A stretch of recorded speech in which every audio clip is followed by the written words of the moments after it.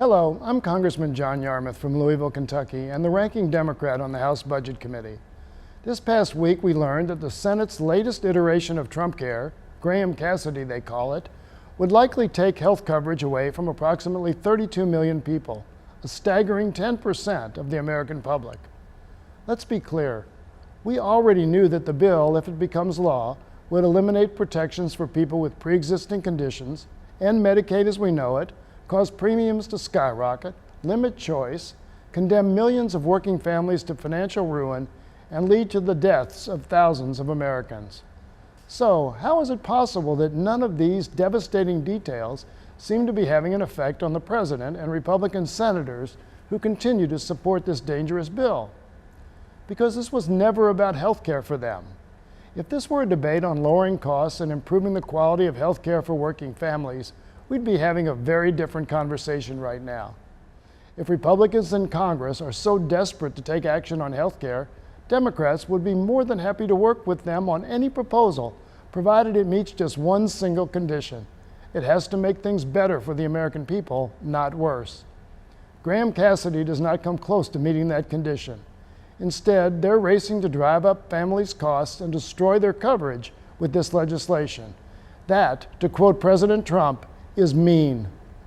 If Republicans want to work on a bill that further contains costs for the American people or improves health care outcomes, or both, Democrats would work with them. All that matters to us is better outcomes for Americans. Let me repeat that. All we are interested in is improving the lives of the American people. And the bill Mitch McConnell could hold a vote on next week with no debate and only a sham hearing will unquestionably cause untold suffering in every community in America. The bill will bring hardship to families nationwide, not just taking us back to where we were 8 years ago, but making things significantly worse, allowing states to remove price protections and gut vital health services for women, like maternity care. It will strip away mental health care and the critical protections that make insurance meaningful. If you're one of the 134 million Americans under the age of 65 living with a pre-existing condition such as asthma, diabetes, or cancer, that's 1 in 3 of us, this bill lets your state price you out of treatment that could save your life. If you are in your 50s or early 60s, this bill would open up the door to a crushing age tax that causes your premiums to skyrocket. If you're disabled and rely on Medicaid to survive, the bill sets caps that threaten to end the care you need. But if you're a politician desperate to say you fulfilled an ill-thought campaign promise, Graham Cassidy is the bill for you. President Trump was onto something when he called the House bill mean, but he stopped too soon. The Senate bill is monstrous, cruel, even deadly. Republicans have until September 30th to pass a bill in the Senate without Democrats under budget reconciliation rules.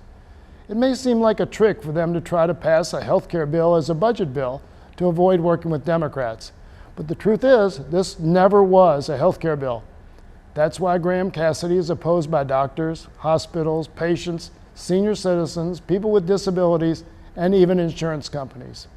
The good news is if Republicans want to propose a health care bill that improves care for the American people, they don't have to rush or use procedure to avoid Democrats. We're ready to work with you.